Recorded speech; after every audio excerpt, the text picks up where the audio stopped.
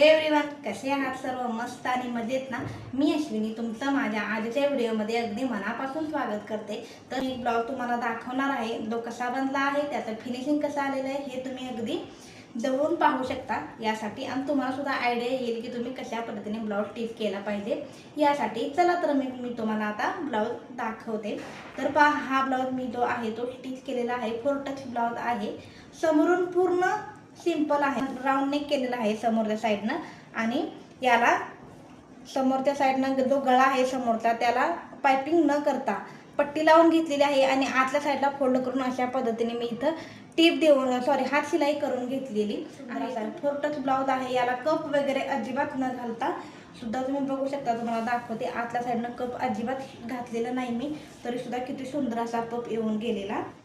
अशा पद्धतीने मी हा ब्लाउज स्टिच केलेला आहे, किती सुंदर पप याला आलेले आहे, तुम्ही नक्कीच बघू शकता। त्यानंतर याचा बॅक नेक तुम्ही बघू शकता। तर बघा, बॅक साईड मी अशी काही केलेली आहे, खूप सुंदर असा नेक झालेला आहे। आणि याला मेन म्हणजे मी कॅनव्हास पेपर अजिबात यूज केलेला नाही, फक्त आपल्या अस्तर आणि मेन फॅब्रिक याचा उपयोग करूनच मी हा नेक बनवलेला आहे। तर तुम्ही बघू शकता, नेक पण किती सुंदर बनवलेला आहे। त्यानंतर तुम्ही बघू शकता, या ब्लाउजचा जे कॉर्नर आहे ते सुद्धा किती सुंदर फिनिशिंगमध्ये मी इथं स्टिच केलेली आहे। स्टिच केलेला जो ब्लाउज आहे तो, त्याची डिझाईन तुम्हाला कशी वाटली ते मला कमेंट्समध्ये नक्की सांगा। व्हिडिओ आवडला असेल तर व्हिडिओला लाईक, शेअर आणि सबस्क्राईब करायला अजिबात विसरू नका।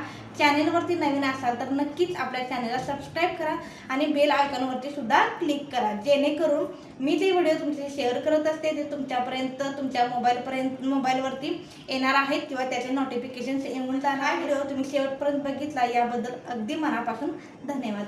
थँक्यू।